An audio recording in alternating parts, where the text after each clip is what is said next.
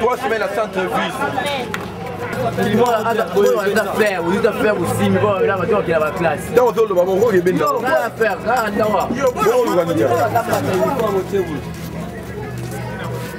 comment on a cabine,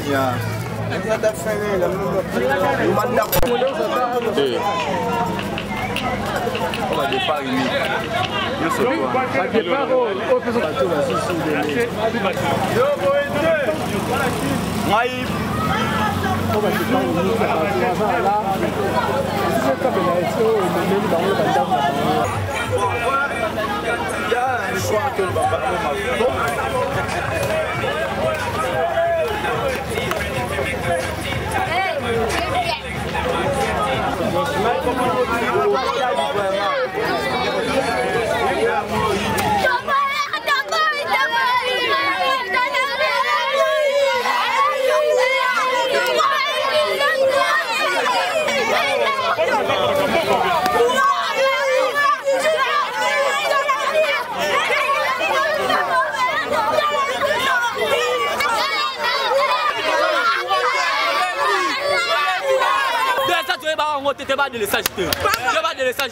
Oui, bonjour, Mbote. Tout le monde est chaud, il bosse à cabine. Mais non, mais Ali Lokola, tu as pili awa.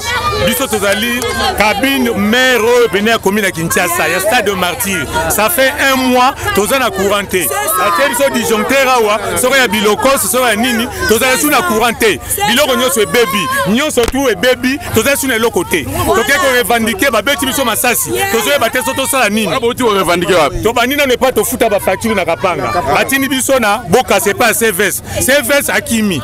Ba policier na ye wana ba beti masasi, ba ko ba police ya commune ba zui biso et comme ko samba tina ndenge ba kangi ba pecho ba tiki bango yango mo to linga ki tongi mo kilumbe ba passe yoyo toza na yango. Ah boza sikani. Ah to alina cabine ngungu na stade de martyr.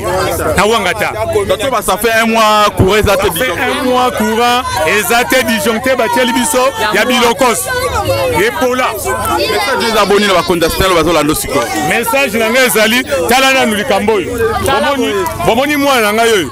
Azo vimba zo ya munene bokanisi ya vitamine nzoka maladi ya mulungologie ne komisie boye. Tout cela ngai pona zo problème to ndenge nini. Baya ko bongisa situation yo sinon te ekozala mubulu. Ba zo la biso solution. Vous avez besoin de solution. Biso tozali ba consommateur ya SNEL, ba abonné ya SNEL. To sengi na SNEL ayebisa biso ba abonné ba ko courant combien d'heures par jour. Biso tozozanga courant pendant 24 heures. Sikoyo mbongo biso to futa en fonction de quoi? Soki to keko déclarer, ya zo ba policier atia na porte. Baba ndako beta biso massage. Ko sala boy. Aya ko solution pour na biso ou bien longola aya ko longola kabini na ya totikela na bakoni na makala. To sengi aya ko longola eloko na ya ou bien bon na biso courant. Dans 24 heures abon na biso courant. On est tout sabino. Molili zo tung biso. Omoni en sécurité zo ya biso na molili boy. Ndenge to za sima martyr boy. Na kata centre ville. Molili ezali. En sécurité zo kota komona bakulu bakota biso na bandako. Biloko ezo sila. To boye eloko wana. Soki alingi to za la malamu. Aya ko bongisa courant dans 24 heures. Aya ko réparer kabine na biso. Aya la biso de transport. Monsieur le journaliste, tous battu au juste. Courant oyo. Les alliés coucoulés, oh, mais les alliés courant. Pour ce c'est qu'à 10 minutes et qui 10 minutes et qui ont été tout n'a pas responsable à SNEL. Oh, et battu les biso soit 10 ans. Transfert les arbres, ceux qui interviennent.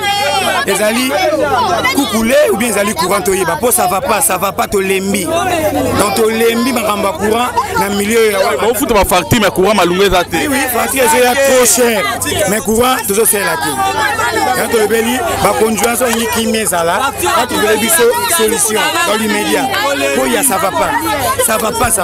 Parce que du jour t'es tout sabino. Non, les alliés ni transport. Les aéroports là, nous sommes tous aéroports.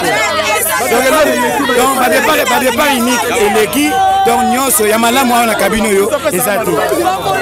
donc ya malamu awa ezate finaliste par molia donc classe neni courant uniforme chiffonné biso na jeune fille donc classe nani uniforme kangama et si maté papa la courant ça pour biso traîner la classe ya kitoko digression kuna ote kosenga parce que courant ezate babeti masasi moyen ezate yango tokuta na major na bourgmestre alobi na biso boye tozonga ndako baza koya baye sikoyo wana baselema te bakei bonne année yango bakoni balobi nini topesi major 48 heures soki basali te tokotumba cabine oyo tokotumba tule bakabine ezali awa comme na biso yango wana